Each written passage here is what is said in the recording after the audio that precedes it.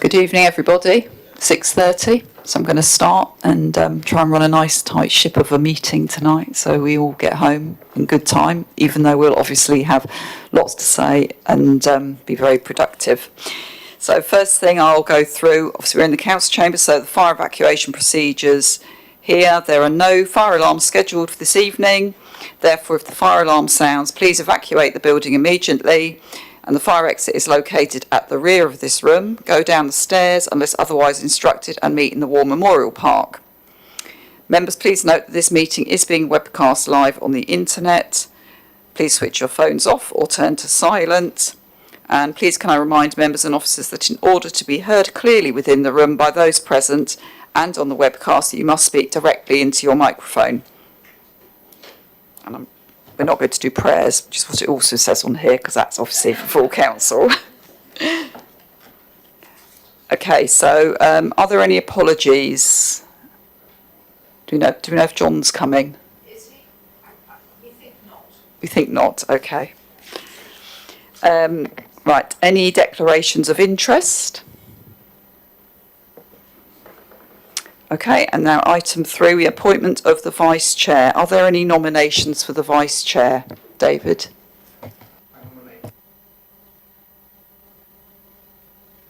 Is there anybody else? Oh. Okay, do we have a seconder for Joe? Thanks, Stacey. Okay, right, so Joe, you are now the vice chair. Again, congratulations. Thank you. Oh, sorry. Of course it's agreed, because it's only Joe. Right. Item 4 is the minutes of the meeting held on the 19th of March. Are the committee agreed that the minutes of the meeting held on the 19th of March 2025 are an accurate record for those of you that were here? I'll move that the minutes of the meeting be signed as a correct record unless anyone's got any accuracy amendments. Okay? That looks good. Right, I will just sign them now.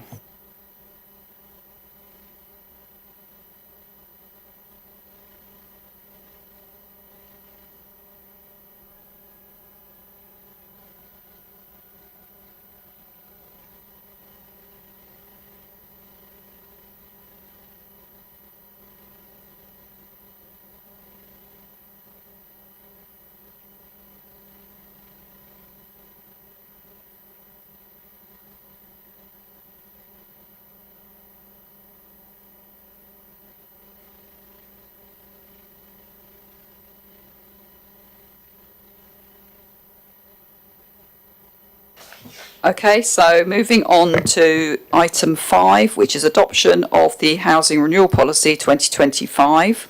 Councillor Laura James is going to introduce it, and then Tom Payne and Chris Williams will provide some background.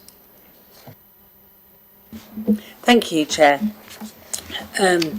This is a policy that is significantly focusing on disabled facilities grants, but not solely, and it's what the priority is for us to ensure that the standard of housing in the private sector and across the borough is of the highest standard. And this paper is a policy that will support us to achieve that.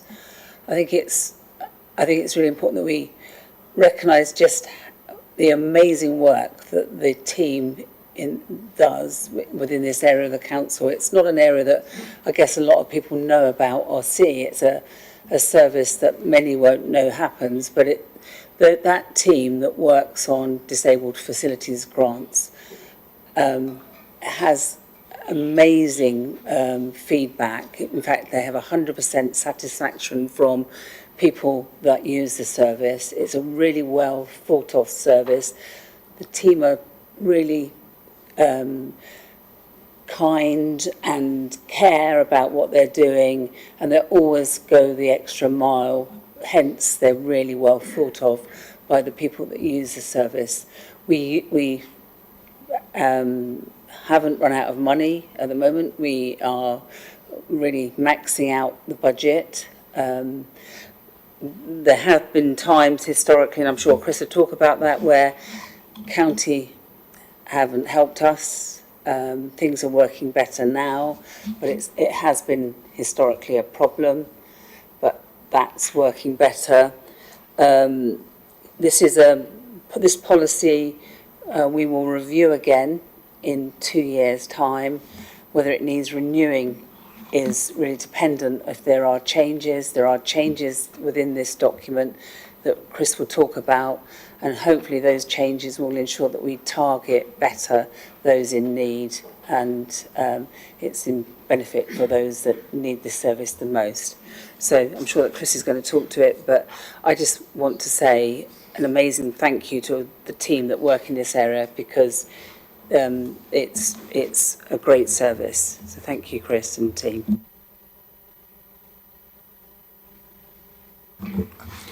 Thank you for the kind words and introduction. I'm not going to read through the whole policy. I think I'll draw your attention to pages 13 and 14 in a minute. But as Laura said, it's multifaceted, but there is a real emphasis and the target on disabled facilities grants. That's quite a large budget for those, and how we drive up the standards most. The majority of the spend on that is complete on mandatory work, so almost, I think, sort of over 90% plus of the budget is spent on that. But what we can do with that budget is also target those that need it most, and that's what the key changes are really aimed at. I think before I go into the key changes, though, we've prepared a short presentation, and I do mean short, so don't worry, just about what we do with DFGs, a bit more background, because I think that may help you. And let's hope this works.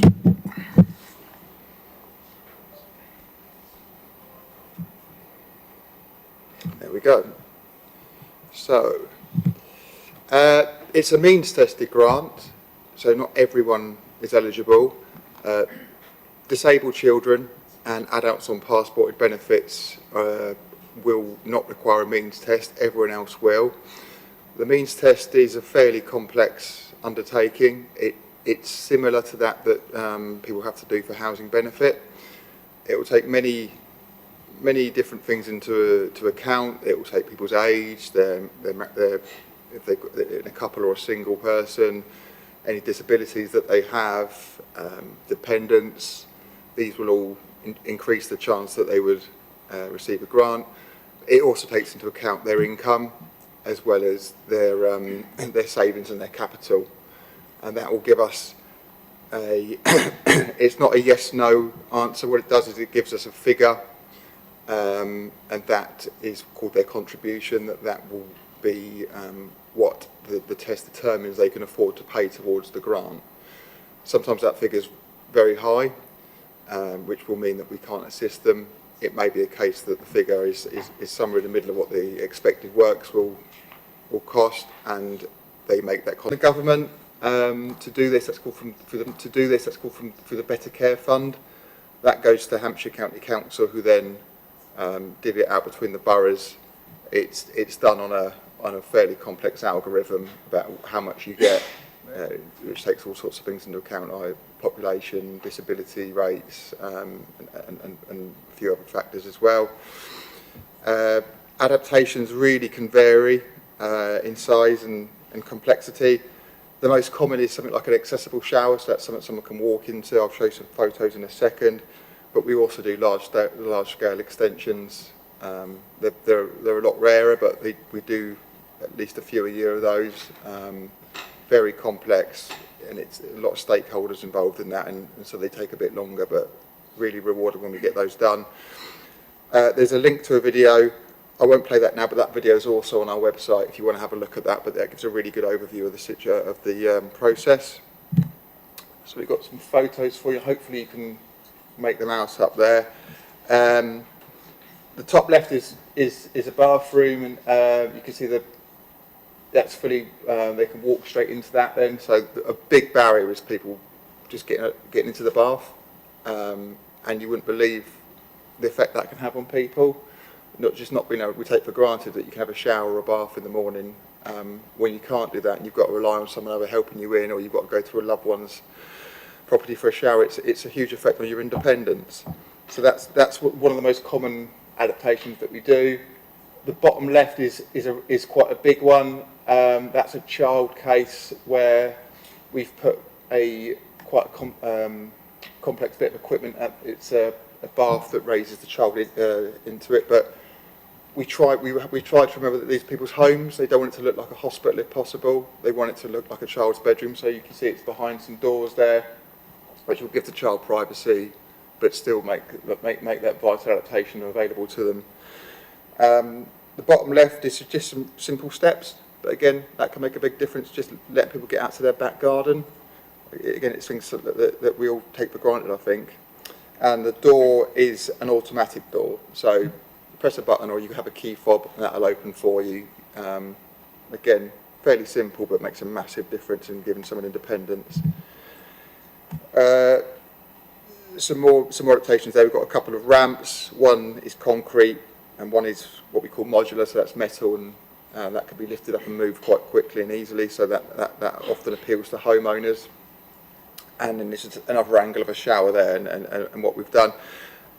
We've put that shower in because you can see what people have is, we like to give them choice and flexibility, so often people will end up paying the builder a little bit more money themselves, and that gives them the choice of different tiling, flooring, just to make it their home, and that's something we never lose sight of. So just the local picture. Last year, 161 homes were adapted, so that's one every 1.5 working days, which is a lot when we've got a relatively small team. They work really, really hard. Just some examples, as you can see, the vast majority of those are bathrooms. We've done 10 kitchens. They tend to be very complex because we'll often give people sideboards that they can put a wheelchair under, but we also realise that some families have got one person who's in a wheelchair, some person who's not, so they can go up and down. The sink can sit in that as well. 37 ramps, 21 stair lifts, which is actually fairly low compared to previous years. No particular reason for it. It's just that was the trend last year. But that, again, very important. As I said, 4 large-scale extensions and 40 other adaptations. The other adaptations can be things like wash-dry toilets, baths, showers, just a standard shower, and the automatic doors, which I mentioned. And the bottom stat is that we received just over 1.8 in funding for the DFG service last year, and we spent 97%. So we really are trying to maximise the budget and make sure everyone that needs one of these gets one of these. We don't have any kind of waiting list. If someone comes to us, as soon as they're referred to us, they get allocated to an officer straight away.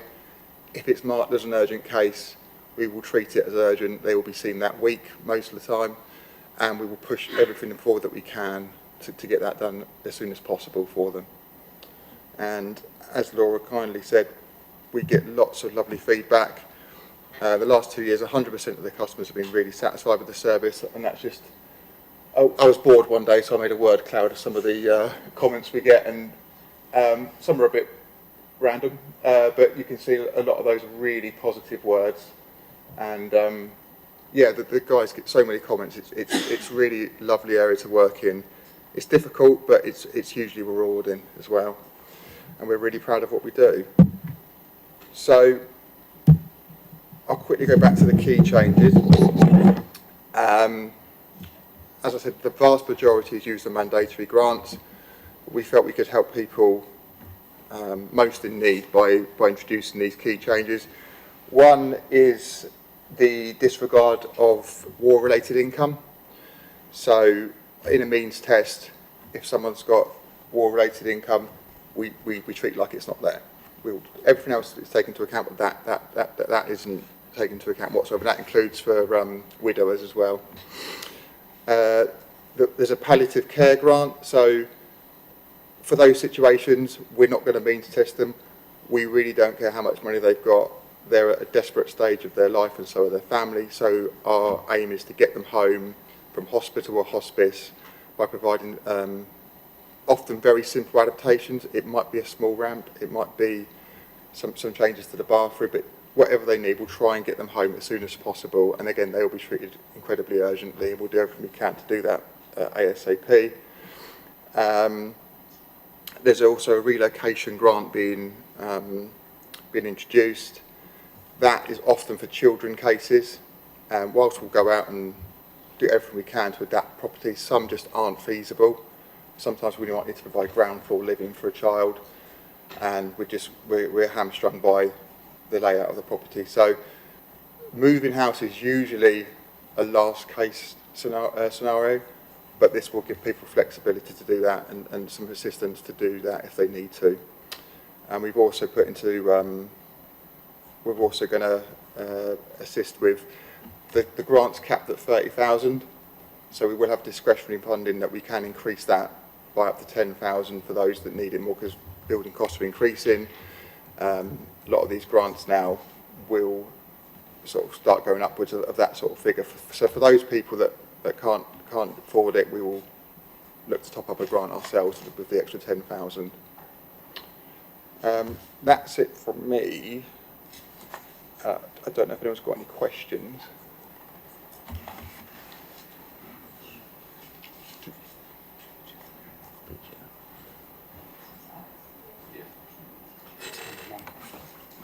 Okay, I saw Sean first. So Sean. It's just very quick. A couple of questions that just need I need clarification on, really. Are you able to help tenants that are in the housing association houses? I've got a tenant that is looking to have a stair lift, and he's in a housing association property. So would that be eligible? And also, I noticed on your wordogram thing, it said wheelchair. Does it have to be fixtures and fittings, or is a wheelchair that would provide independent living for someone that couldn't get around independently, but if they had a specific wheelchair, would that be eligible in this funding? First question, yes. The vast majority of our cases are in housing association properties. What they'd need to do is go to Hampshire County Council first and get a referral from an occupational therapist, and then that then comes to us. They make the clinical decision on what's needed. We then do the nuts and bolts of how it's achieved and how we can do that. I mean, the stair lift's fairly obvious, but usually they might say, we need a shower, we need a level access shower, then we go and make the decision on how that's done. So first up, Hampshire County Council, and that's absolutely something we do day in, day out, so that should be fine. With regards to if someone needs a wheelchair? They need a wheelchair because they can't get around independently. Yeah. And the wheelchair would enable them to Okay. get around the house. It's a eye Yeah. wheelchair. You best start off with occupational. The grant doesn't supply equipment, but there are people that do. They'll just need to go through a different way. But first stop again, occupational therapy at Hampshire County Council, I would suggest. So basically, go to Hampshire County Council, so- Yeah. Alex.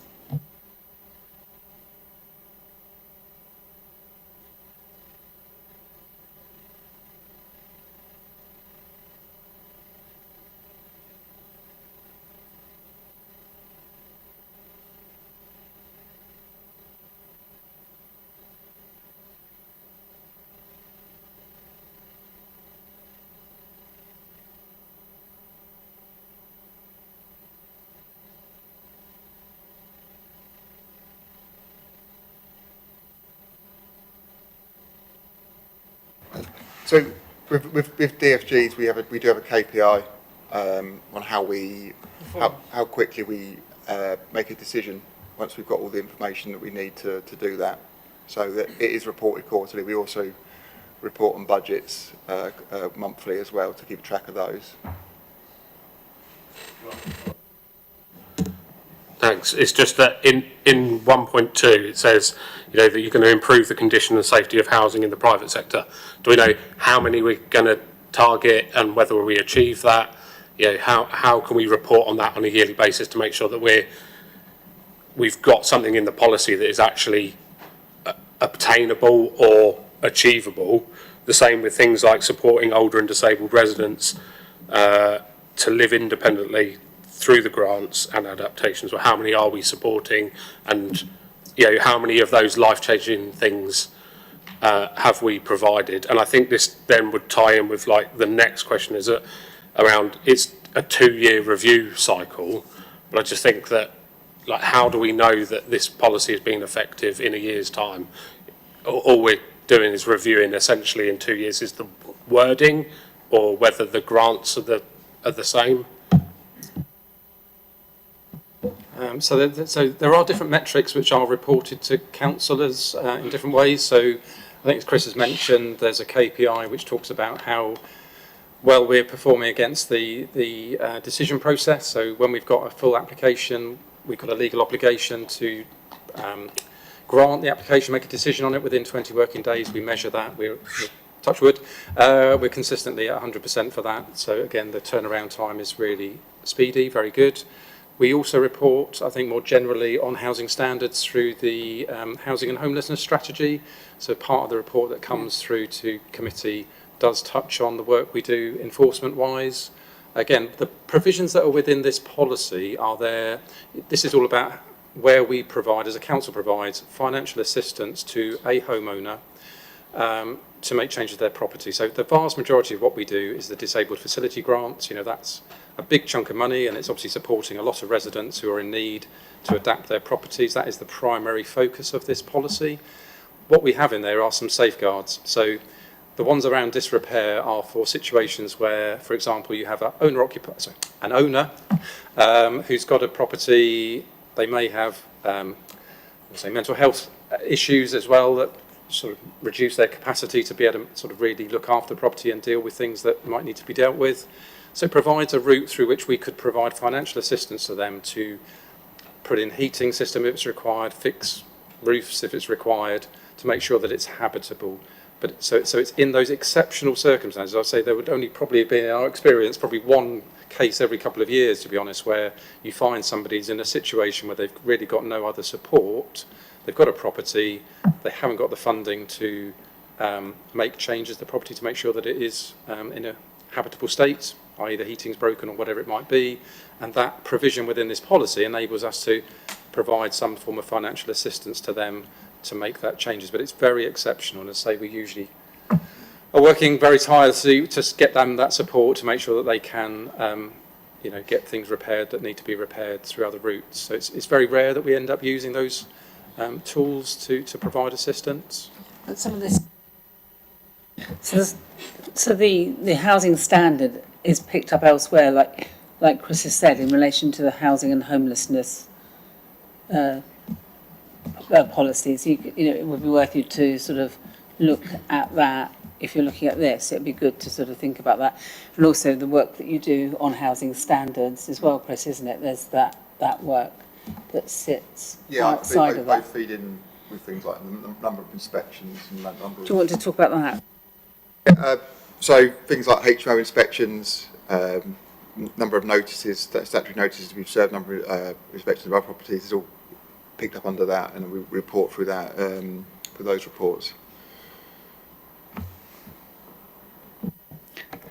I've got some questions that kind of tie in with what Alex has said. Sorry, Joe, I'll come to you in a minute on this, because obviously we are fulfilling everything and spending the budget, and there's no waiting list, which made me wonder about the awareness and promotion of it. And obviously Hampshire and the OTs will put things that way, but with Alex about the measures, there's other things in here that are potentially missing, which I know this is the policy, and I think from what you just said, Laura, about it going to other places and it being in other places, I think for completeness, either that needs to be referenced in here, or we need to have some way of seeing how this is delivering. So, which is, the policy in itself is good as a sort of a very high level issue, but I'd be interested to know about how things are promoted as well, and how messages got out about this. I'll go with that first because I've got other questions. Yeah, we I think the most recent Basingstoke today, we did an article on it. Often it comes through clinical pathways, So if someone's seen the GP, doctor, something like that, and then they're referred to the occupational therapy team. Our website is just been completely redone in the last few months. I'm really proud of that. That's looking really good. There's lots of information on there for people about not just how they apply, but the whole, what they can expect from the whole process, and some examples there. So there is a multitude. The voluntary sector and places like CAB often will signpost as well. If you just Google "I need an adaptation," you'll probably bring up a organisation called Foundations, who are the national lead on this, and again they will signpost to the process as well. I think it's important to bring in, this is also not just the disability facilities grant, is it? It's the home improvement loans and things as well, which kind of seem to take a little bit of a backseat. It feels, I don't mean that in anything negative, but it's just, we're talking about the DFG, but obviously those loans are also included in that policy, and I think they're getting a little bit lost.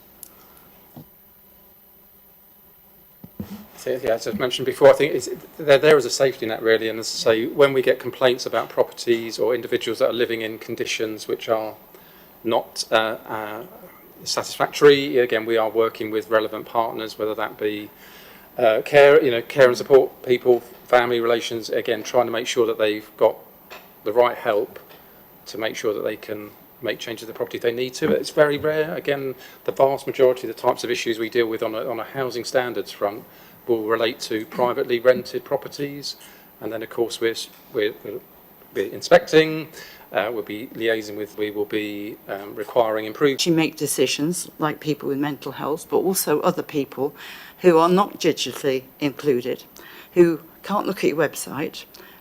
How do they find the right people to do that if they haven't got support? And talking about digital exclusion, as you know, I'm involved in Citizens Advice. The whole of Hampshire Citizens Advices are looking at actually digital exclusion, which is a huge problem, especially for people in the groups that your obviously ambition is to help. So they're not going to be looking for a website because they don't have IT. If they've got a form, I hope the form isn't just digital, because that is the biggest problem for people. If it's a physical form, they may still want help. I'm assuming that some of the people get referred through via Citizens Advice and others. I'm sure that is the case. But again, it's a difficult thing that to get the right people who might need your help, to know that it's there, to fill the forms in, and then to actually deliver. If you give them the money, I have enough problem finding the right contractor and choosing the right person to do anything. If I were more on savvy, I suppose, it might be quite difficult to choose the right people to do it. So the practicalities, how does it work once you've given them a grant? Really good questions, and I agree with you entirely that the digital process is not going to be suitable or for the preference of a lot of our customers. I'll start with the first part about the contractors. Yes, the client. Go back to start with county, go right back. So how do they tell you? So county will refer a client to us, and then we will do the rest. We will give them as much or as little support as they need. Some people are very fiercely independent, and that's the whole point of a disabled grant, is to, where possible, give them their independence. Some people need some hand-holding. We will do as much or as little as they need. If they want us to help choose the contractors, we will fill the forms out with them. We always go out, we visit everyone, we fill the forms out with them. At that point, we will determine how much or how little help they need. If we always go and do a final visit to make sure what they've got is what they need. One, that the work is of a quality that we would expect, but two, that it's working for them and they understand that. So with regards to the eligibility question, there is a means test online. We also have a paper form that we will either send out to someone or someone's loved one, and we will do it over the phone if needs be. We can do whatever someone wants. We're really, really flexible, and we absolutely recognise that the nature of this work is that you'll meet a whole cross-section of society, some people who are more than capable of doing it all themselves, and some people need a lot more help. With the contractors, yes, we don't have, it's not done by council operatives. We supply a list of local builders. These are people that have done this sort of work for years, and we regularly check their quality. If they're not good enough, they come off our list. We check the builders, things like insurances. They sign up to a code of conduct, which we'll go things straight through, so they won't be swearing on site, no smoking, just things like that, but all for what we'd expect from them as a contractor. We're always looking for more. Sometimes we pick people up through other work. They're not bound to use that list, so if someone says, I would like to use another builder, that's absolutely fine. That is their choice. All we check is that the quote that they supply is proportionate and acceptable, and what we'd expect it to be. But we ask for 2 quotes, and we generally accept the lowest quote unless there's some reason why that shouldn't be the case.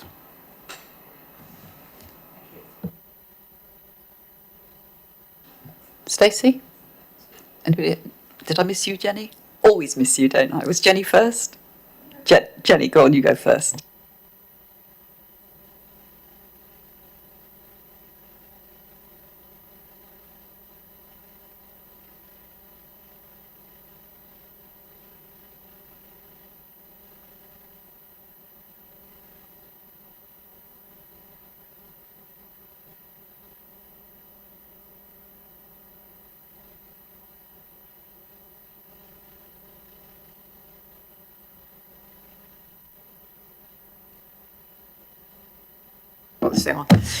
So what we call the policy, so that it can mean more when you actually open the lid and look inside it. I mean, is it a government thing you have to call it this? Thank you.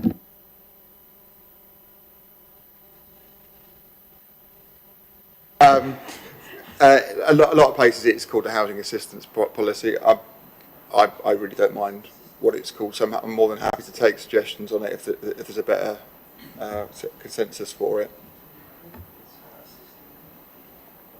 Yeah, I mean, I'm sure by the end of this meeting we could come up with something. It needs to say on the tin what it is when you lift the lid, and it's not about renewing housing. It is about helping people who have health-related disabilities or needs live independently in their homes, isn't it? So, you know, I just think that people would be more likely to read the policy and understand it if it said something indicative on the front cover. Yeah, happy to take that suggestion. Stacey? Thank you, Chair. Independence modifications would be my suggestion, just for the pot. Yeah. I've got 2, possibly 3 questions. I might take them one at a time if that's all right, because otherwise I'll forget what I'm talking about. There is a couple of areas. This applies to definitely to the relocation grant, and also possibly, I think, to the housing assistance scheme. In the case of the relocation grant, certainly, it talks about disabled persons living at home with a family, and there's a caveat where the family member owns the home. And I was wondering about whether there's a sort of a bit of a gap here that some people are slipping through, and I'm thinking specifically about some young disabled people I know who aren't able to move out of their family's home the way that your average 24, 25, or I don't know, 35-year-old would now probably, because there's very little housing that is appropriate for them to move to, and because they're obviously a little bit more subject to cost of living pressures than non-disabled people. And from the looks of this, there's modifications available for the family home, and there's relocation grants for a family who may have a young disabled adult living with them to move with that person. But is there any assistance for a young disabled person to move out on their own to get that independence that your average young person would want when they don't already sort of have a home? Because the relocation one certainly stipulates that you already need to be a homeowner, and yet the ability to move somewhere that already is suitable for them is very, very thin on the ground. I thought that that might be a little bit of a gap there. Does that make sense? Yeah, yes, it makes sense. And I assume you're talking about someone who wants to purchase a property rather than access the rental market. Or to rent one. I mean, either way. I mean, with regards to the rental one, we now flag with our housing colleagues all of the adapted properties that in the borough. So if someone moves out of a housing association property, that's flagged as adapted, so they will make every effort to put someone in there that would benefit from that. But it is also the case that perhaps one size doesn't fit all. But certainly that is flagged now. So Lifetime standards as well.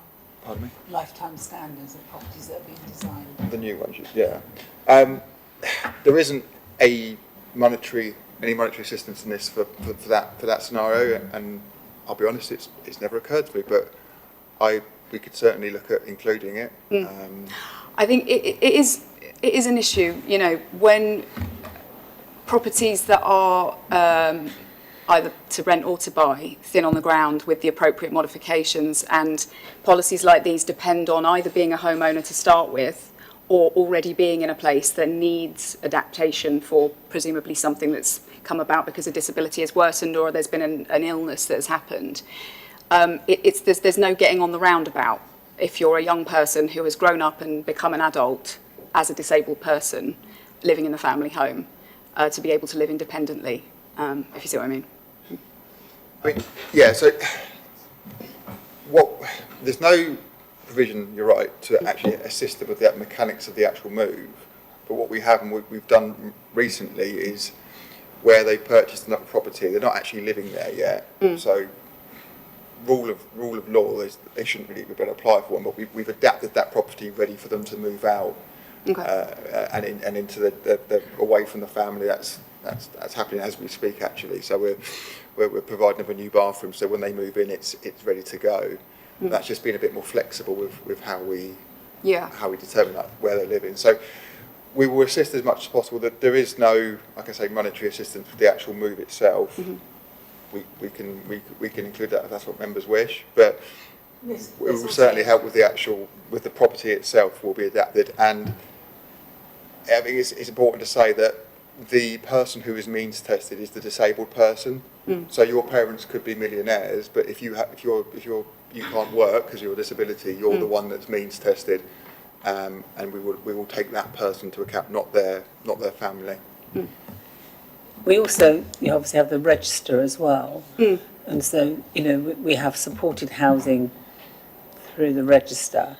And so that person can go onto the register and be supported through that process. And then that property, if it isn't going to meet their needs, will be adapted. And that's where Chris comes in and his team to adapt that property to meet that need. And there's all of the work around planning in relation to lifetime standards and what. So it's also worth looking at what planning are saying about lifetime homes and what they need to be. And thank you very much. I think it's worth sort of considering that sort of flexibility where possible. Plus, of course, as and when we build things, making sure we're building a good proportion of homes that are suitable for disabled people in the first place, so you're not dependent on a place coming up on a list. But that's a whole other meeting. I had a question about the means testing. I did look at the government website rather than just come here to ask you, honestly, but it was incomprehensible. I was wondering about whether disability-related income is excluded, because I don't think that those are necessarily passported benefits, to my understanding, but where you're someone who's in receipt of benefits, for example, to be able to travel to work more easily or for equipment, are those removed from that means testing? They're not removed, but they actually increase the chances that you'll get a grant. Okay. So it's a positive for the result. That's great, thank you. And then last one, where the process, the OT referrals are coming through, do we have any kind of awareness or understanding of how efficient that process currently is? Do they have a massive backlog? Is there a wait list? Is it happening fairly tickety-boo? There is a wait list at Hampshire. We've consistently raised that over the last couple of years.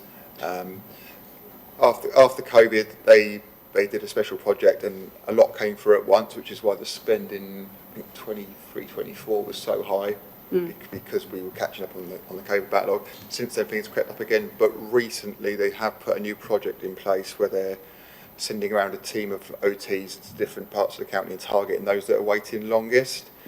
We have noticed a slight more than a slight uptake in referrals since then. I think it's also worth saying that if you are an urgent case, that there isn't such a wait. They do triage cases, so people that really do need it most will come through to us in a matter of weeks. It's the more standard, for want of a better word, cases that will perhaps have to wait a little bit longer. Thank you. That actually, sorry, has prompted a fourth question. Where the palliative cases are given priority as is appropriate, I mean, the term obviously it infers that there is an urgency to someone's perhaps end of life, but that isn't always necessarily the case. You know, palliative care is the term given for someone who has been told that they have a life-limiting illness with approximately 10 years to live, and I wonder if you triage in a similar way based on what the prognosis is. Those cases are fairly rare. I mean, across the board, all the palliative care ones, we're not going to split hairs. If we're referred someone who meets that definition, we're not going to seek to be the clinicians. If we're told by a medical professional that they're palliative care, that there'll be no further questions. They'll be put through as urgent as we can. Thank you very much. Thank you, Stacey. I've got a few questions, Chris, and I've put these in an email to you earlier, so so hopefully you will have some answers already. So there's something actually I don't think I did say was about clarifying the passported benefits. Now I know it's obviously quite a complex process, this whole means test, and I sort of stumbled about on the foundation website as well myself, and so I thought, and as Joe was saying earlier about if you're not IT literate as well, that's going to be a real challenge. So I think some sort of indication in the policy would be helpful. We would normally say, for many things, it would be saying it's, this, if you have for example, if you have an income of X, Y, Z, you're not likely to do it, or if you are on low income benefits and things like this. So it's if there's any way that something can give for an examples, or if it's just too complex, but that's a thought. Come back on that one first. Yeah. Okay. We can't say about the income. It's just too complex. The passport benefits, we certainly identify those. They do change sometimes, and the wording of certain benefits change. So putting it in the actual policy would mean that we'd have to update it as and when they change and things. But it's benefits like income support. That's an old-fashioned term. Housing benefit, universal credit. Child tax credits above a certain level, but that's going as well, isn't it? So, it's a benefit that's already been means tested by another agency. So clarifying that would be that's good fine. We can put that in. Yeah. Okay. Also, I asked you about clarifying how the actual loans and things fit with other schemes like the boiler upgrade scheme, the green initiatives, and all those sorts of things. Because obviously, if people are getting them, and if, for example, someone had mould in their house, which I think was a typical case that I think might be mentioned in there, and then you've obviously got that could be down to insulation, and obviously you don't want to be paying twice for that. So how that would work. I'll go through the other ones as well because there's only two more. The other one was about, you talk about a 10-year payback, and there's no mention though if the recipient dies within that period that clarifies what would happen then. So for example, we obviously end up with empty homes that go into probate, and if it's owned by family, that's going to be a deterrent to them pushing probate through quicker, which means we end up with homes sitting empty for longer, which obviously is something we don't want to do because we want to get housing stock back out there and used. And the final one was around no mention or even indication of interest rates on the loans, and whether that's a zero loan, because that might you know, some people might be put off with it when they could actually benefit from this. I'm going to start from the back because I remember that one. The interest rates, that's not in there because that can change as the Bank of England change their interest rates. Is it on the base rate? It's not. I think it's fair to say you can probably get better rates on the high street, but those that can get better rates on the high street probably won't be the ones that we're targeting. It's people that have got people. Also, if you're going to get a loan on the high street, you can't get a loan over 25 years for a £5,000 loan with no payback, with no monthly instalments. These are people generally, as Tom said, who could be fairly desperate. They may have no means of borrowing money on the high street. Parity who do this work, they're very much not a case of let's see what you can afford and we'll push it for you. If they can't help, they will tell us they can't help. They'll tell them they can't help. It's all very ethical. It's taking the client as an individual person and seeing what product would potentially meet their circumstances. But there's some good products out there and it's very rarely used, isn't it? Yeah, it's set statute that we must consider, which is why we've highlighted those. We get appeals fairly rarely about paying back land charges. Every appeal is just taken for properties. Then we're talking about so it's not swallowed up by council coffers. It's money that's reinvested into the service. Just to add into that, oh sorry, Tom, I was going to say my point was around the fact if you've got it there and if they, let's say 8 years later they die and they could push through probate and we could get another property on the market for people to live in, which obviously because we have a housing shortage and it's a problem. So if us doing that, you know, there's a potential conflict we've got here. That's kind of where I'm coming from on this.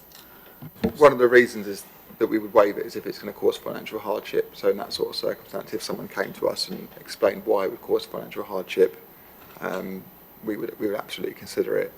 But I don't think it would be right just to unilaterally just waive all of the ones in those circumstances, because often the works, give the example of an extension. If we've done a ground floor extension, that's probably put £50,000 plus of value on the property. So in the scheme of things, they still a drop in the ocean for what the benefit was to them.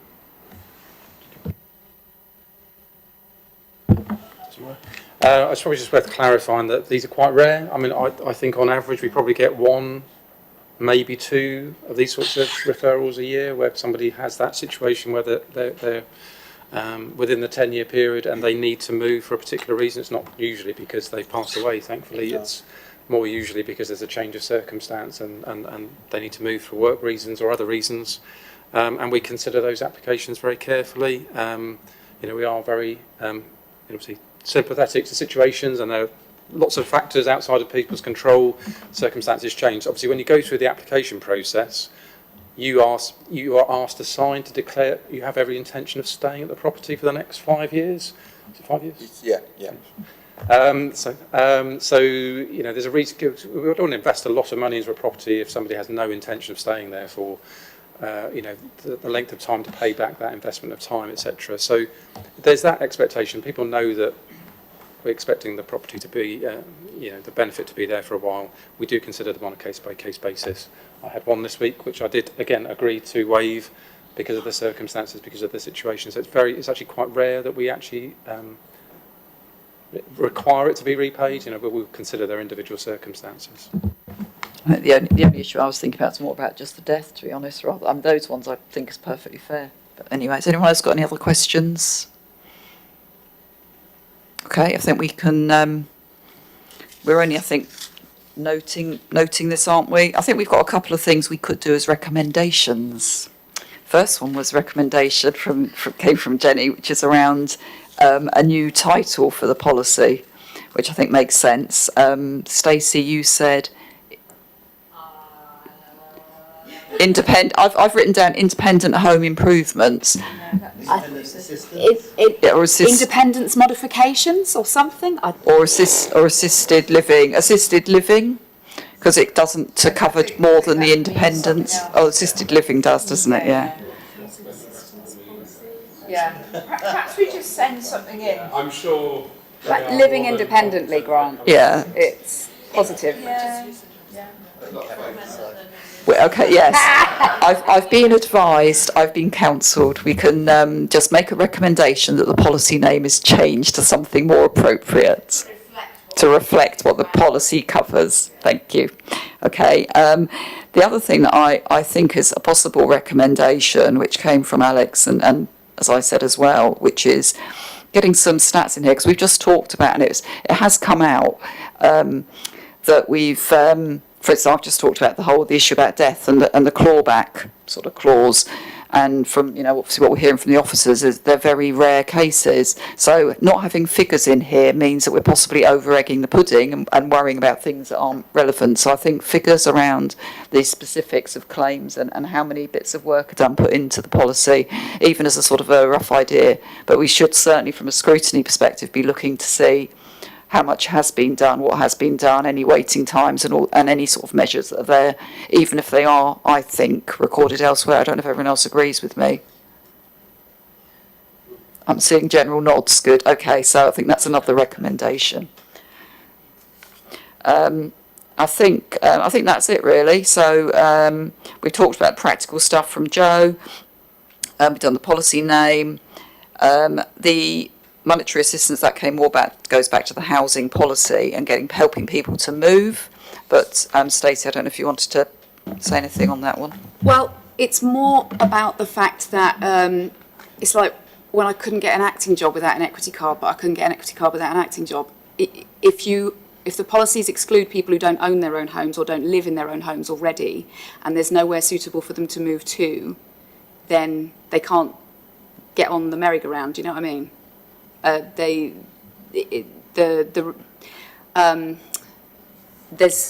It looks like there's a little bit of a hole there for people who are living at home with their parents and can't move somewhere to live independently because there aren't the suitable homes. And they might be on a list, I don't know, but they wouldn't be able to.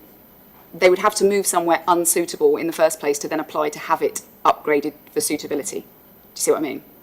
So what I said is that to talk to Sue Alozi about this, and what I'm saying to you is the way for those people is through the register. Yes. Unless they have, obviously, if they have income, we can support them.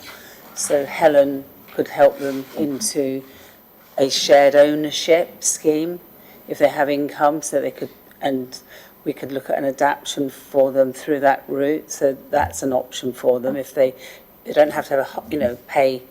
It could be a part owner in a scheme, and so shared ownership would be an option. There's other models in relation to the private sector that we offer grants for that you could do that way, but it really That's fine. is. I was just clarifying for No, for but Jackie. really, I think there is housing options for them, but that's through the register, and then we would support them to make sure that those adaptations take place. Sure.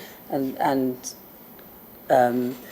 Chris works really hard with people in social housing to ensure that happens, and you work really closely with the housing team as well, don't you? Yeah, it was an area we were lacking on about 10 years ago, where people would move out of a house and then that adaptation would be ripped out for someone else to move in, but that's why those properties are now flagged as adapted, and those people that need it most can get priority for them. Yeah. Okay, thank you everyone. I think so we've provided comments, and I think therefore we can now move on to the next one, which is the Community Buildings Policy, which Councillor Mackay is going to introduce. Sam Charlton's going to give the background. Angie is also present, I believe, and we will over to Councillor Mackay.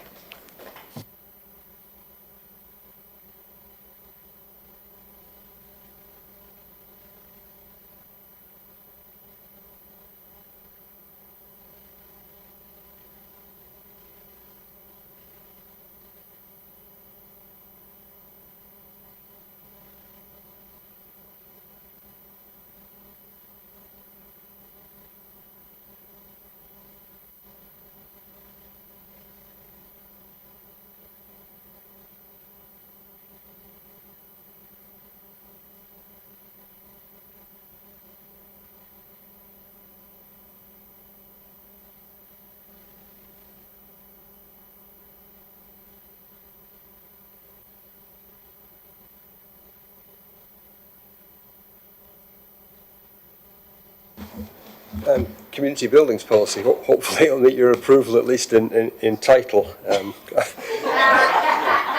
I think it is an accurate. I think we'll find it is an accurate description. Before I hand over to the officers to present some of the detail, let me just set the scene by reading through the foreword. I mean, community buildings play a vital role in connecting people with place.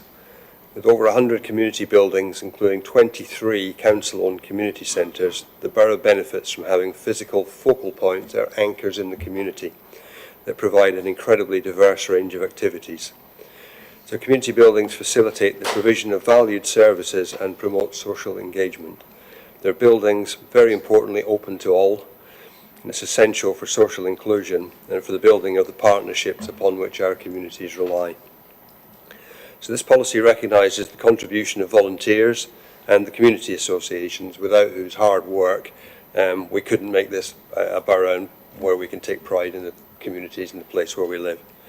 So the policy will guide and provide a basis for sound and transparent decision making regarding the maintenance of those existing buildings and the development of new facilities in the future as the borough grows and changes.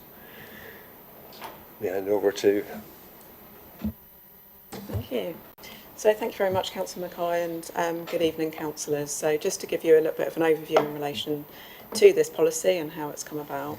As Councillor Mackay has already highlighted, this draft policy aims to support the council's ongoing commitment to building strong, resilient communities across the borough.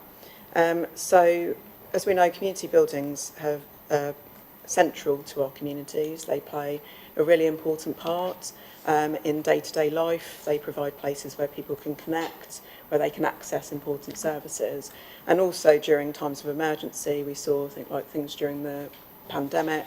A lot of the community buildings across the borough became hubs for food distribution, for social connections, and that's something that we've seen during local emergencies as well, places where people who are displaced can access support and information. So the draft policy defines community buildings as spaces that are open and accessible to the whole community, that are run for public benefit, that are a focal point for local activity and involvement, and hosting a range of social, recreational, cultural, educational and volunteering opportunities. So just to give a bit of an idea of the scale, there are in excess of 100 community buildings across the borough. And those are buildings that meet that definition. There are lots of other buildings which could be considered to be a community building, but this is really focused on those that offer a wide range of services and are accessible to all across the community. That can be anything from village halls, community centres, to facilities on school sites and to church halls. So there's a wide range that meet that definition and make their facilities available across the community. So 23 of these buildings are council-owned community centres, and they're managed by volunteer-led community associations. Those centres, many of whom are also staffed by volunteers, are also a vital part of local infrastructure. So new community buildings are usually provided through developer contributions. They respond to the additional demands that are created through new developments. This draft policy has been developed in close partnership between property team and communities team, but also in consultation with the planning team to make sure that it aligns with the emerging new local plan. So the policy is in part informed by the leisure and recreation needs assessment. So that was a review of current provision and emerging needs. There were some key recommendations from the assessment relating to new developments, and that included retaining the current 15-minute walking time threshold in urban areas and the 15-minute drive time in rural areas, requiring a 200 square metre of community spaces provided per 1,000 new residents. That equates to just under 0.5 square metres per dwelling. Setting a trigger point of around 750 dwellings for on-site provision, and setting a minimum internal floor space requirement of 350 square metres. The draft policy suggests an amendment to the trigger point for a new standalone building, increasing to 1,000 dwellings, which would result in in many future standalone buildings being circa 500 square metres or above. Although it's acknowledged that 350 square metres should absolutely be the minimum size, for future standalone community buildings. Increasing this to in the region of 500 square metres reflects the need to build financially sustainable centres. They need to have the flexibility to accommodate income-generating activities such as preschools or community cafes, alongside a range of other community activities. However, it suggested that the higher trigger would only apply where the development is remote from existing infrastructure, where there is no opportunity to extend or enhance nearby facilities, or where the development is close to other sites which collectively could be served by a new building. This suggestion would also not change the space requirement per head or per dwelling. Draft policy sets out a preference for new facilities to be directly delivered by developers, with input from the council on location and design. We've also prepared a guidance document to support this process, setting out a minimum design and operational standards. It also recognises the need for a collaborative approach, particularly where multiple smaller developments may collectively require a new facility. In line with the new local plan, there is a requirement for coordinated master planning to assess infrastructure needs across neighbouring sites. Furthermore, the policy highlights the ongoing commitment to the current approach to the running of council-owned community centres, ensuring they remain accessible hubs serving place-based communities, including the previously agreed rollout of new leases and service level agreements, and clarifying the mechanism for identifying or establishing organisations to manage new buildings, with a focus on charitable organisations whose objectives align with the building's purpose. So we know that many of you in the room are in some way involved in community buildings in the borough, and we would welcome your input on this draft policy as we move forward. Anything else?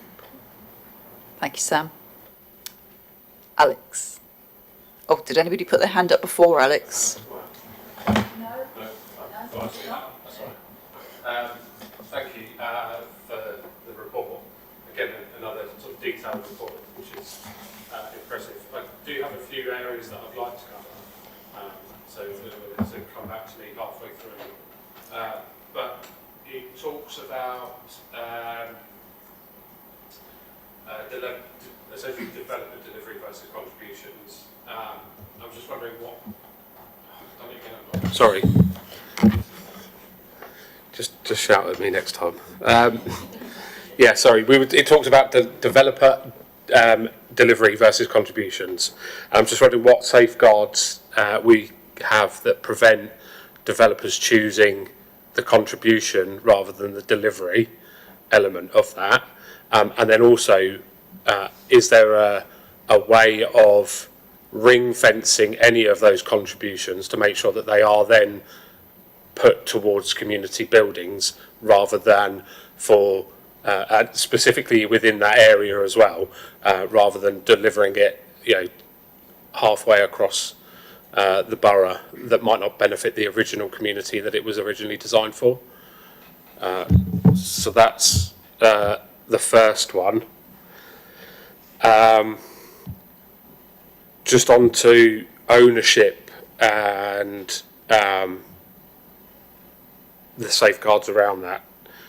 What's the criteria that's being used to decide whether a building remains council owned or transferred into the community? And if it remains council owned, what are the legal protections that will make sure that it remains accessible to the public for the primary intention that it was built for in the first instance? And I'll leave it at that for a minute because I'm sure loads of other people would like to ask questions. Okay, I might need Angie's help with some of this. So around delivery, so what the policy seeks to do is set out a preference for developer-led delivery. Each site is going to be subject to a Section 106 agreement, which will have negotiations attached. In relation to ring fencing contributions, so where it is a Section 106 contribution, it relates to that development, and so therefore that is the ring fencing, so it's utilised for that development. If the contribution is through the community infrastructure levy, then it's the council's decision on how that is utilised, and obviously that's not ring fenced for community buildings, that can be for infrastructure in its broadest sense. So hopefully that answers that one. And then around ownership and the criteria for the decision, in the majority of cases, it would be council owned. It's our preference is that they remain in council ownership. That's something that's a long-standing tradition for the council to own its own community buildings, and we've set that out again that remains the case. I think what we wanted to do is acknowledge that there might be circumstances where that isn't the best option, but we haven't come across those yet. So we haven't gone into detail on what that criteria would be, because that, generally speaking, I think that's the preference. Yeah, Do you want to add anything on that? As Sam has said, the policy, the council's policy is that we retain community building ownership. So those 23 would increase substantially, and at the moment there is no policy change in that. Can I just underline my strong support for council-owned community centres? And just on the point about making sure that those buildings stay like in perpetuity as a community building and not converted into something else, is there anything that we... Yeah, that would be down to the terms of the lease agreement that we would have with the community association. They are purpose-built as community buildings, so unless something happens, it would be very doubtful that they would transfer into any other use. We've not had any that's been transferred into any other use currently.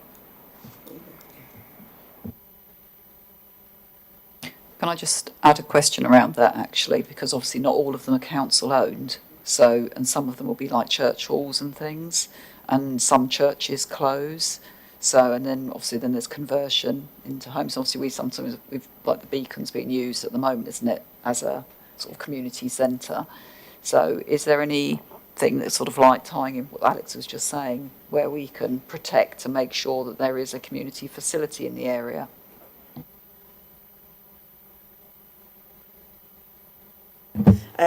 So where there are examples of where we've given funding that's been accessed through Section 106 to a building and had a community use agreement attached to it. Those are time limited and they have to be reasonable in terms of the amount of money that's given over, but to provide some protection around the future of that provision.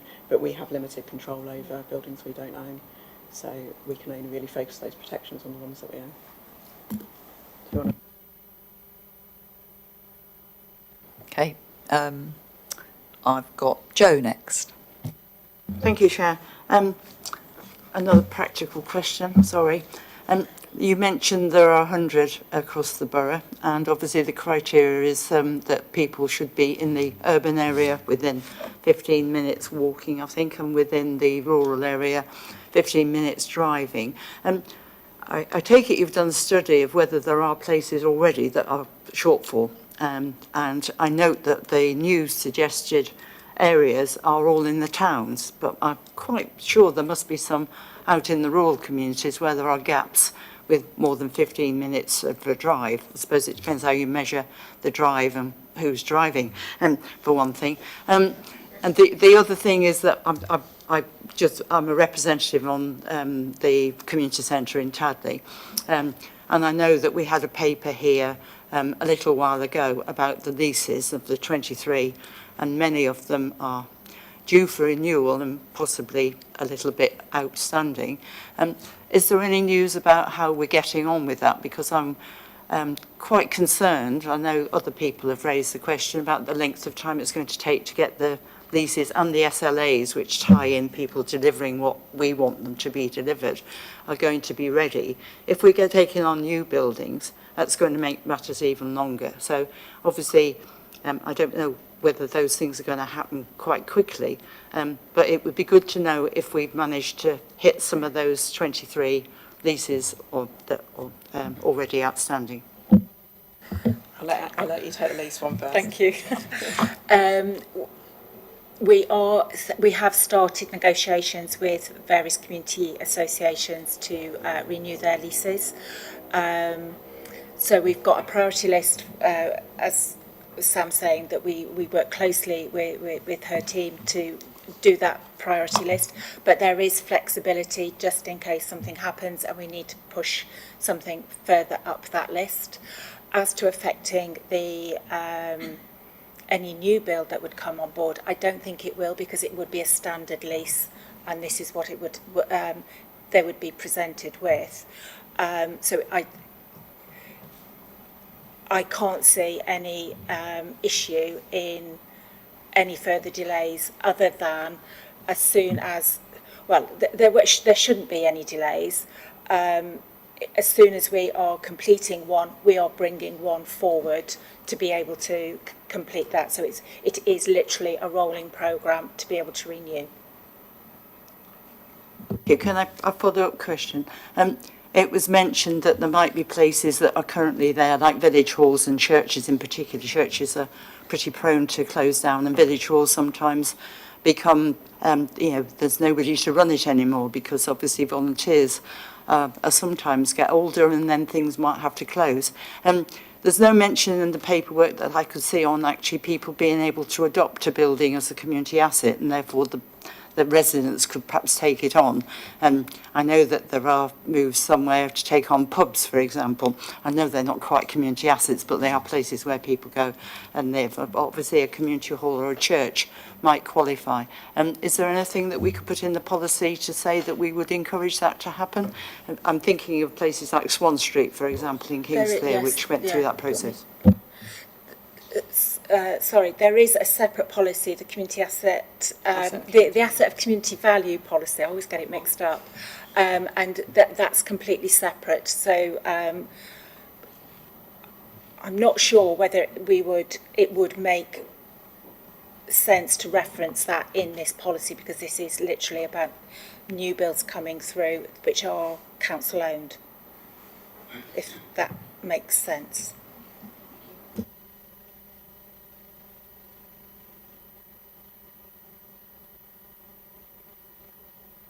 Sorry, question about the coverage, wasn't there, around the 15 minutes.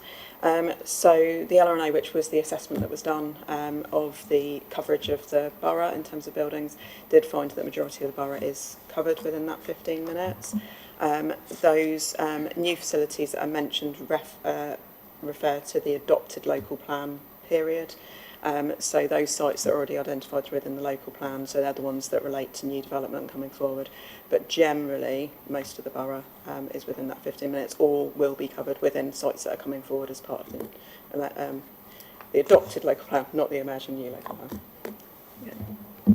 I'm going to jump in on a thought of recommendations on this one, actually, because I was reading this as if it was more like the community asset policy from what you're saying. So I think it would be useful to reference that even in the introductory paragraph, to say this does not cover all community assets, because I was going to ask a question which relates to what Joe was saying about having some visuals around a heat map to show coverage we've got. But if that's covered within the community asset policy, then I think that needs to be made clear. We could, there is, and if there are some heat maps, and if that's useful to give the background. And considering it's on the new build thing, I'm going to ask another question while I'm talking then. So storage. Now, you talk about having adequate storage, you talk about the size, and you talk about enough for tables and chairs and things. Now, I am a trustee in a community centre, and I know they really struggle with storage, and I did a bit of digging around, and this is apparently a very common problem in most community centres, and I think there's possibly build up, of boxes of people's toys from play groups and all these things. And I did see somewhere it said at least 10% of floor space should be allocated for storage. Can we have that included in here to say that is the recommendation of 10% as a minimum for a standard community building, and then possibly, with consideration for extra when they've got play groups and things? And now move on to Jenny. And I remembered to press the button. Following up a bit from Councillor Lee's discussion, I'm sure Tom will grimace, because I'm going to go back again to Sheffield Park, Chinham area of the borough and the community facilities, when we have what I would describe slightly piecemeal housing developments. So we've had 1,000 extra houses built around our ward with no community facilities available at all. So all those people naturally gravitate to the Sherwood Park Community Centre, and it has had no investment at all. So your point entirely. It's all very well saying there are Section 106 monies and there are development funds, but they do not go where the people go. You know, in the NHS we say invest where the patients come from. You know, the hospitals need to look, you know, they need to be commissioned from where the residents are accessing the services from. I find that this is not happening. So, taking it along a step, Sherwood Park Community Centre trustees have been in conversations with your colleagues about the possibility of the Sherwood Park Community Centre taking some responsibility for the management of the potential single room being built in the next bit of the Upper Cufford Farm / Vine Park development. This is a really difficult issue because on the one hand, the trustees will tell you exactly what this paper is saying, that a single room is not sustainable. It is not really a community centre. You know, we could create a satellite from Sherwood Park Community Centre, but it would be eventually subsidising it. I mean, that's what we'd be talking about. And it's not really in the Sherwood Park community's interests to do that, even though they all want to do it. And then the next stumbling block becomes when they start to say, what's the design of this building going to be? What's it going to look like? Because we would like to make recommendations to avoid the problems that have occurred in the building that we have at Sherwood Park, which was entirely built by the developer and then handed over. It wasn't consulted on. You know, we're then told that it's actually to do with planning. And it's not what we do in the community team. And unfortunately, it comes across to the trustees that we have silos in the council where planning don't talk to community team folk. And you know, they despair. And you can't blame them. You know, they want to help and they want to do stuff, but it feels like there's barriers and blocks wherever we go. So I'm really interested in that this policy does set out quite clearly your expectations on numbers of houses or numbers of people and what kind of community facility there should be. And I would like to just challenge you a bit on how are we going to address in policy when we get these developments that are for 200, 300 houses, where there's a significant increase in the population that are accessing community services, but there is no investment following them. So how is this policy going to address that? And how do we help people like Sherwood Park see that their planning and the community folk are working together and they appreciate, the planners appreciate what's viable from the community point of view, and the community people understand what the planning restrictions are. Am I making sense? Thank you. Sorry, Chair, I'm just going to add into that. There is also, and I don't know how the numbers are factored, is it done on outline planning permission numbers, or is it on actual builds? Because if we take like many down as an example, we're only going to build a certain number per year, which might not fit into the 1,000 number for quite a while, but the outline planning permission is for 3,500 houses. So how do we make sure that we get that provision alongside that within the policy?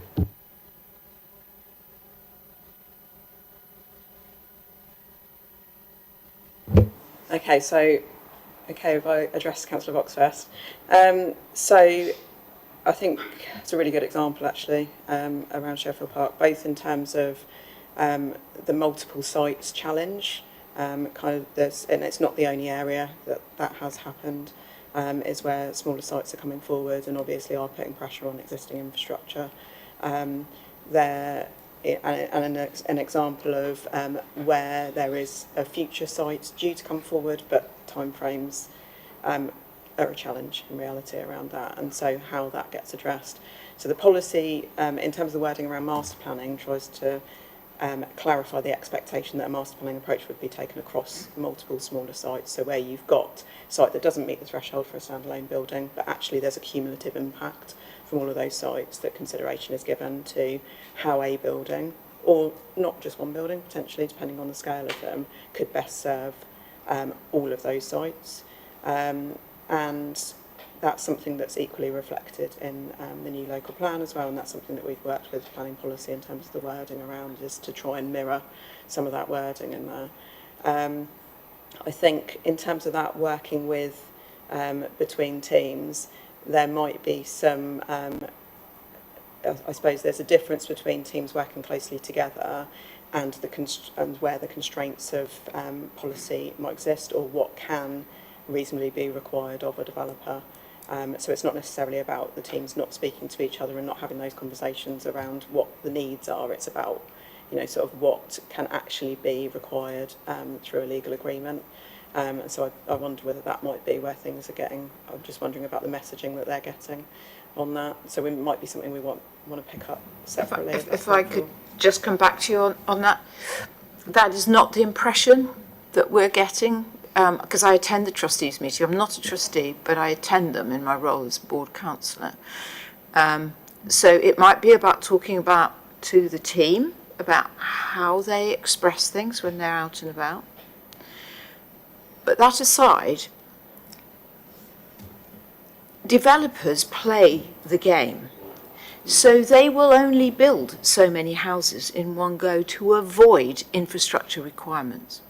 You know, Longfield Place stroke Redlands is an absolute case in point. I think we're at phase 4 or 5 now. Each phase has just enough houses that they don't have to do anything. And then, as you have said, you know, how does a developer that might not be the one that started all of this, how can they be expected to bear the full cost of a community facility when the other ones haven't had to do it? And that's why I'm saying something needs to be done in policy, which I haven't checked the latest planning policy on this, so you may be absolutely right. If it's in the planning policy that we must have ring-fenced developer contributions for community facilities, so that when that community, either it is used to enhance current ones or it is added to a future development so that it is created there, fine. But at the moment, we're not seeing that on the ground. There needs to be a policy change. So I'm looking to my cabinet colleague here, that actually puts this in writing and in policy. Because at the moment, they're running rings round us because they can see how to run rings round us, and they get away with it. And our residents are the ones that are left with lack of infrastructure. Now, most infrastructure, as a borough council, we can't do a lot about. Roads, education, all of that kind of stuff. But this is something we can do something about. And I feel that we should be addressing it when we are redoing our policies like this one. We should be thinking very clearly about how we ensure our community facilities are there, and supporting trustees where we've got community centres with active and successful trustees running community centres. We need to be encouraging them and to get them going, you know. So I think we need to think very carefully about how we work with existing community centres and think about, you know, I would look to the Cabinet, I would look to a recommendation, if we can, Chair, from this committee, if people are comfortable with that, is that we ask the Cabinet to think very clearly how to embed in policy a requirement for funding to follow what this policy says. You know, if we have so many houses, we should be investing so much room for a community centre, because it's lovely to have it written there, but if this isn't reflected in the planning stuff, it won't happen. Thank you. Oh, and if I could just say about your question, my understanding, when I asked the question that you asked, to the planning department, it's written into the contracts for the development that at house build number X, you must provide the community facilities. Okay, Alex, I've got you down for another question. You do. It's actually on the what are they called? Appendix 2. Sorry, lost all focus there. So on, it's more a bit around wanting some extra clarity or some more detail on what certain things mean. So on the minimum size exceptions on 1.4, it talks about unless it serves an isolated community or can act as a satellite. How do we define isolated community in this instance? What is there? Is there a minimum number of people threshold? Is it distance from the nearest facility? And the other one, again, is more clarity. It talks about the aspirations around achieving passive house, where reasonably achieved. Again, who is deciding on what is reasonable? Can we make that a bit more formal, a bit more clearer within the document itself, please? So the passive house will obviously be dependent on planning. So all we can do as a property team, we can have those discussions with planning, and we do have those discussions with planning about buildings and where they're set, etc., especially community buildings. However, we are limited to planning requirements in some ways, but our objective is that it is as sustainable as possible, subject to size of the building and its location, because obviously some buildings we may not be able to say, for instance, put PV on there because of its orientation, but those are those sorts of discussions that we would have with the developer as much as we possibly can to try and influence that build. But like everything, we can't guarantee that we will be successful, but we would try very, very hard. It may not be the answer that you're looking for, but obviously we are very much dependent on various on the developer and whether or not they will build it. But that policy or that recommendation of our preference is within the documentation. Just is it maybe worth then looking at not just the passive house, but other standards that we can look at across, BREEAM, is it, or certain insulation standards, those sorts of things? So we would have to meet minimum building regulations requirement, or I say the developer would have to meet those building regulation requirements as part and parcel of their permissions. So that would be the minimum standard, but obviously the highest standard would be the passive house requirements. And on the isolation? That is about distance, so it's about accessibility of existing infrastructure. So say you're outside of the 15 minutes, if it's urban, for walking, or 15 minutes driving in a rural area. Okay, next person is Stacey. Thank you, Chair. I think this is a really great piece of work. Thank you very much. I had a couple of small things. One was on storage, again, slightly different angle than the Chair's point, though.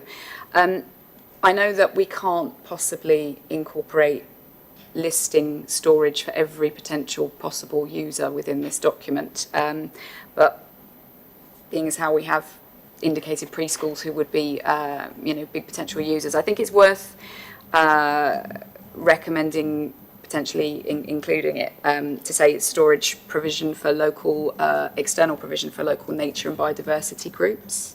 We have obviously an awful lot of them across the borough that do amazing work.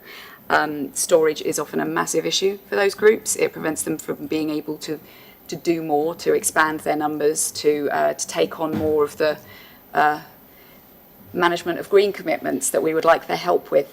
And in the best examples, when they have access to those sorts of facilities, they're able to work very well and symbiotically with these centres. So I think that that's something that we could consider, if not mandating, then perhaps recommending. And the other thing, which I absolutely remember, because I made a note, annotations, beg pardon. The other thing was, I wonder where, I appreciate that the broad guidance for what these buildings will look like has been informed by feedback from existing community associations. That's great, they're the ones that know what they're doing. But I wondered if at the point where we're designing and looking at what a new building will look like, whether there is scope for a likely local existing user who may well end up, we won't always know who it's going to be, but in some cases we will. They'll be doing a good job up the road and we'll want them to expand and do this as well. Whether it's getting their feedback at the design stage, because they will know all the little corners and issues and how not to run a kitchen when you're doing the community lunch up at Beggarwood Cafe. And the bins are nowhere near the dishwasher. It's madness. It's madness. You scrape your plates on one side and then take it over to the other side of the kitchen. It's bananas. Stuff like that. Yeah, I thought it was worth seeking out their input where we know who likely owner users are going to be. That's it. And last, Sean? Just quickly, I'm just looking at the increase in the trigger point up to 1,000. I totally understand the reasoning behind that, but I'm a little bit concerned that obviously developers might use that in a way of skirting around providing the provision, because obviously they could build 999 and they wouldn't have to. So surely a way of doing it would be to insist that developers provide some Section 106 or SIL money per dwelling, and then when we reach the 1,000 we have the money already from other developers in the local vicinity to build the community centre that everyone in that area will need. Otherwise, Councillor Fox said and Alex said, that otherwise you end up with small little tranches of development with nothing. So if you had to ensure that each dwelling that they had, there was some money put aside, and then when you got to 1,000, the money was there. You see what I mean? So there are two different mechanisms for taking a developer contribution. We have a SIL policy at the moment, which means that if it's for extensions, enhancements, or potentially off-site facilities, it's taken through SIL. So that still applies, regardless of the scale of the development, so SIL is still taken. Where the trigger point is around that the provision of on-site facility, which is where it's done through Section 106. So there would still be a contribution. It's just the mechanism might be different depending on whether it needs to trigger an on-site facility or not. So it's not a case of deliver one less house and don't contribute anything. It's just a slightly different mechanism for taking that contribution. So, if, for argument's sake, why are there no amenities where a developer has built 300 in the Chinham and Sherfield Park area? Why haven't they got anything? Because developers have built 200, 300, and you've got your 1,000, but you haven't got any amenities. Why? So there's negotiations going on around some of the sites around that area, around the kind of the eastern Basingstoke sort of area, isn't it? Some of which will have been taken through SIL, some of which, because they would have been under a different arrangement, would have been taken through 106. So it doesn't mean there won't be anything. It's just at the moment it hasn't been provided for that particular example. And Councillor Lee obviously mentioned Menidam. Obviously that's a massive development, 3,500. Is there any way of ensuring that we know they're going to build 3,500, that the community facilities are front loaded, so that residents that move in straight away actually have amenities, because we know they're going to build them eventually, but we always find that, you know, the first people that move into a new area haven't got anything, and that's really frustrating for the new residents, and they have to wait 5 years before anything is built. So if a developer is, you know, they have to build something because they know they're going to build 1,000 houses, 2,000 houses in 5 years' time, but the community facilities need to be front-loaded rather than back-loaded. So it's infrastructure first.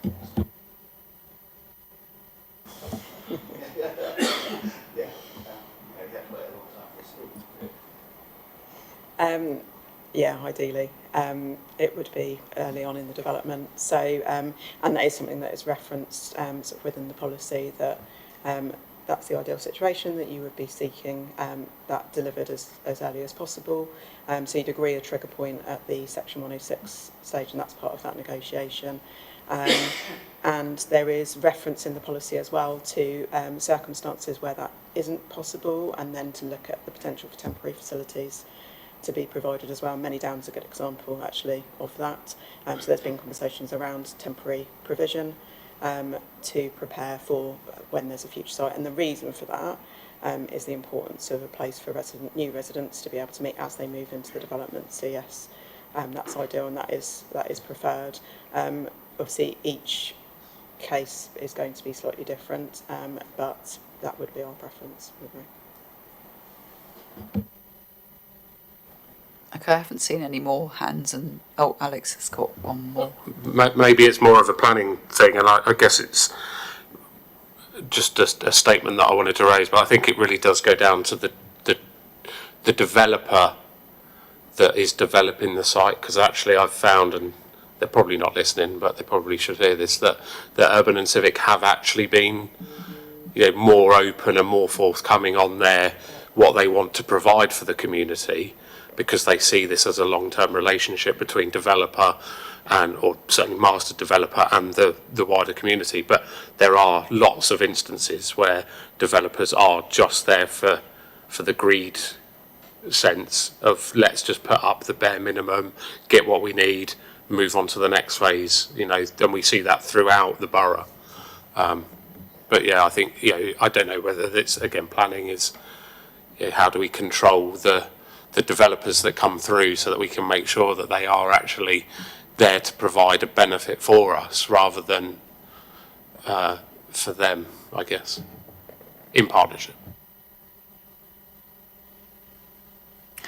Okay, thank you everybody. I think that was a good session there on that paper. I'm going to sort of just try and sum up and think we have got again, we can come up with several recommendations. Actually, we haven't talked about it, but I've just been mulling over the fact about this community buildings policy, and I'm wondering whether it should be called the new community buildings policy, because things are in this flavour of changing names of policies, or asking we can recommend that it's made very clear around the fact that this isn't the community assets policy, whatever it was called, what the other one was called. So that's one thing I think we need to get down as a recommendation. Storage was something that I mentioned, and Stacey backed up as well, and talking about having space for, make sure we've got extra space for where we have environmental groups. I think it's actually, might be expanding on some of the potential uses of storage, because obviously there are various things talked about. I mean, I know in external things I read, they talk about things like, one of my favourites, things like martial arts groups, and obviously they have mats and stuff, and they take up a lot of space.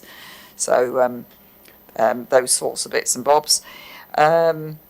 Another one, but the big one I think, which was Alex and Jenny were talking about, this piecemeal developments, and Sean, you've just started talking about that one as well. So I think the recommendation will be making sure that there is reference and we reflect in relevant policies ring fencing of Section 106. Would that sound about right? Am I getting nods there from Sean, Jenny? Does that sound right? Yeah. So something along those lines. And I think anything else anyone can think of that we needed to do, I think that was basically, oh yes, the heat maps.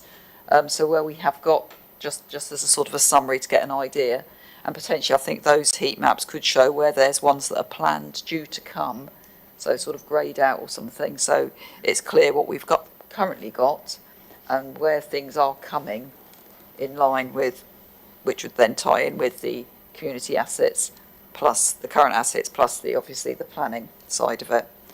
I think that's probably it. Everyone looks happy. All right, good, great stuff. Okay. Yes, certainly, John. To add one thing and make it clear, the policy does apply also to additions and improvements to existing. Okay.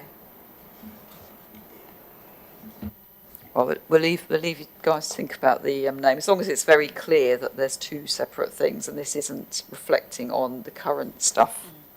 And it's only actually to do a bit like the housing one, wasn't it? It's to do with improving the buildings or building new. Okay, right.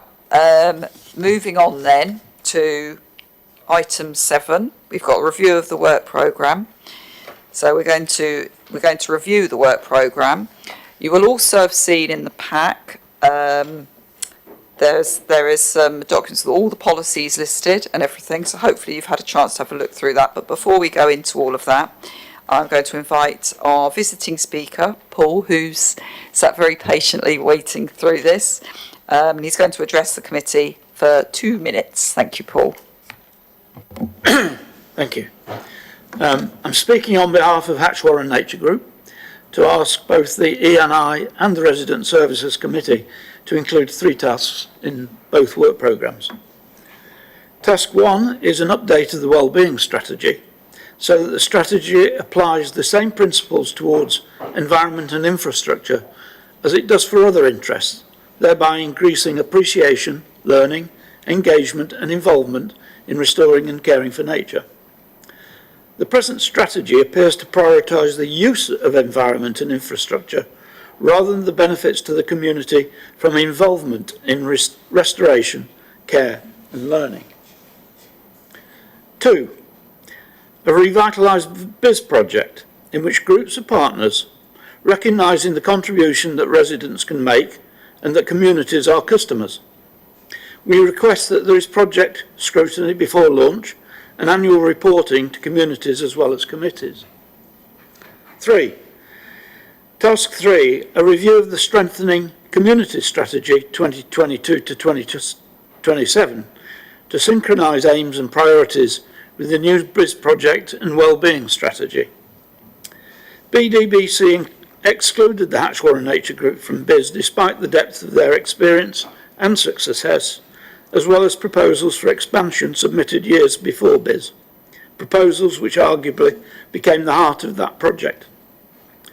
Groups perceive, and that's all groups, that what they have delivered and could achieve remains unrecognised and undervalued. The group has endeavoured to raise awareness and engagement and to recruit volunteers, not only to help nature, but to benefit those willing to engage,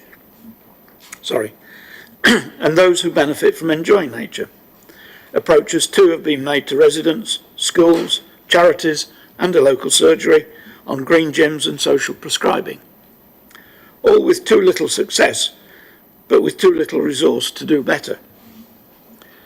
Hatch Warren Nature Group would like to end by inviting the committee to learn more about the work and successes of this and other groups by visiting, watching YouTube videos, presentations and discussion. Thank you. Thank you, Paul. And I'm really pleased to say actually that I think we will be able to, I've just had a quick whiz through looking at our policies. We are looking at the wellbeing strategy and we can certainly take those points on board, and that's going to be early next year.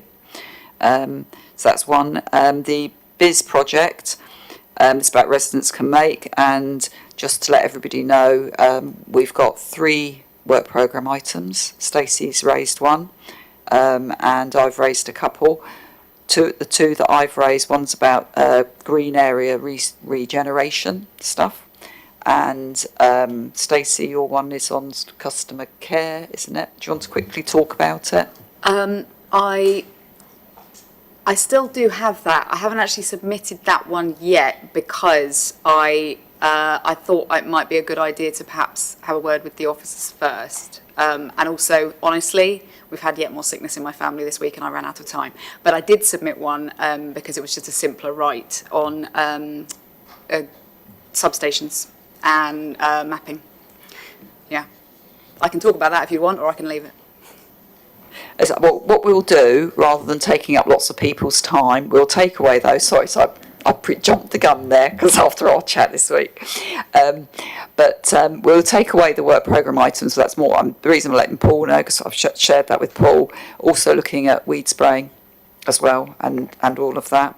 And Jenny has raised her hand. Go on.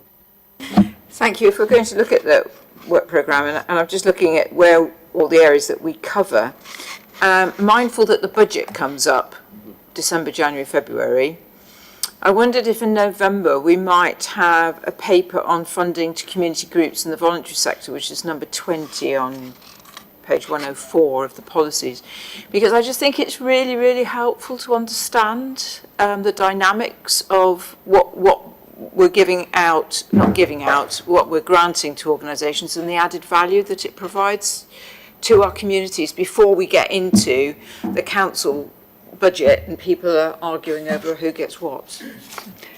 Funnily enough, Jenny, I've already preempted that to say, and what I've asked that we do is we have a look particularly at the 3 big streams of grant funding to see how well they've performed and all the rest of it. And so I think you're looking at the proactive side of it as well, so we can include that as well. Yes, I think so, please, Chair, because whilst I fully appreciate there are 2 or 3 strategic partners that we have grant monies to for reasons of strategic importance, we have a whole host of other community organisations where I think I'm a guest of Hayley O'Grady coming in. So I think that will be very interesting because I want to talk about a lot of this because we've had, I don't know what you folks and everyone else is struggling with is things like ASB, local police presence, which I'm sort of under the radar. I've been looking at a lot of that myself. So that's something else. And I think, I don't know, Stacey, the issue about the cabinets, which is an interesting one, which is quite often to do with graffiti and stuff. We could potentially, if you wanted to pull together something and make sure you work with the officers to do that, we could put that one in. And just to clarify what we're talking about, the challenge of getting graffiti removed off the little boxes that belong to like BT, Openreach, Virgin Media, God knows who, is it's what colour it is, what type of screws they have. It's just an absolute nightmare. It's supposed to depend on those things. I'm rapidly learning it often does not, because the guides are even inaccurate. Yeah. There's a cabinet at Sainsbury's roundabout, isn't there? There's a cabinet at the moment in Beggarwood which is making a horrendous noise, and I've been turned away from everyone it's supposed to look like it belongs to and their nephew. And it's still making a noise. It might blow up tomorrow, I don't know. Probably won't, sorry, I should say. But no. Yeah. You should just have a dull hum, that's it. Really. Not No, it's... Okay, sorry. Joe? Thank you. I was going to mention the grants. I think we need to look at them. I'm surprised how many policies that we seem to have, and obviously some of them, I'm not quite sure that how often they get done. The other question is that we had a task and finish group looking at certain leisure facilities, which ended. I wonder when we're going to get a report back on the discussions that were going on at the time as to where we are with some of our leisure needs. Good reminder, Joe. I think when we had the meeting, it was ended up being more of like an information sharing session. But yeah, we should still bring that back at least. I will discuss with officers.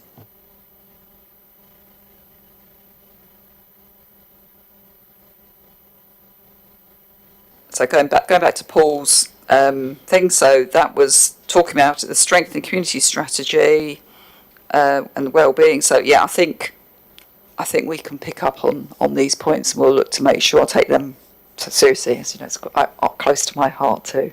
Thank you.